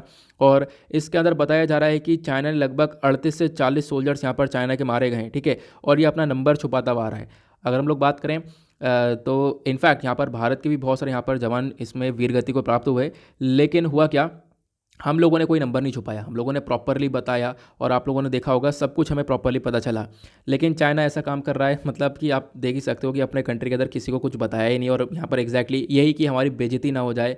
और इस हिसाब से देखो अब कुछ ज़्यादा बेइज्जती होती हुई नज़र आएगी, कि इनफैक्ट यहाँ पर ये अपने नंबर भी छुपाते हुए फिर रहे हैं। ठीक है, तो आई होप आप लोग उसके बारे में पता चल चुका है, और इसी वजह से यहाँ पे मैंने थंबनेल क्रिएट किया था और इसी वजह से मैंने यहाँ पर थंबनेल आप लोग को बताया है। नाउ अब ये क्वेश्चन जो है, स्टार्टिंग में जो आपसे क्वेश्चन पूछा गया था, वो क्वेश्चन का आंसर मैं आप लोग को बता देता हूँ। क्वेश्चन ये था, from which one of the following did India buy the Barak anti missile defence system. Bharat ने यहाँ पर ये जो Barak anti missile defence system है, ये कौन सी कंट्री से परचेज़ किया है? तो इसका करेक्ट आंसर है option A, that is Israel. हम लोगों ने इजराइल को इसको परचेज़ किया है, और इसके बारे में मैंने आप लोगों को काफ़ी बार बताया है। चाहे तो आप लोग यहाँ पर सर्च कर लेना, सिर्फ बराक एंटी मिसाइल डालना, आपके पास क्वेश्चन आ जाएगा। क्वेश्चन क्या है? इंडिया इजराइल के रिलेशंस मैंने आपके साथ काफ़ी बार डिस्कस किया, और आपको पता होगा रिसेंटली 30 साल पूरे हो चुके हैं इंडिया इजराइल के डिप्लोमेटिक रिलेशनशिप को। तब भी मैंने डिस्कस किया था, तब भी मैंने आप लोग को यहाँ पर बताया था कि जो दोनों बराक मिसाइल है, ये भी बहुत ज़्यादा इंपॉर्टेंट रोल प्ले करती है भारत के लिए, और ये हम लोग इसराइल से परचेज़ किया है। नाउ इसी के साथ करते हैं हम लोग अपने लेक्चर को समाप्त। मिलते हैं आप लोगों से नेक्स्ट वीडियो में। आज के लिए bye bye, have a nice day, thank you and Jai Hind.